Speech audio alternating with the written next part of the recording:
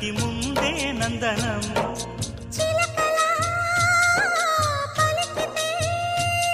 ఉండిపోదా సంబరం ఉండే కాదా మందిరం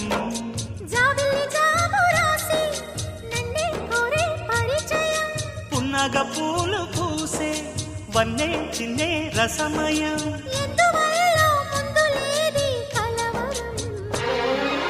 అగిరి పడిన పెదలికేంటి అర్థం అడుగుతోంది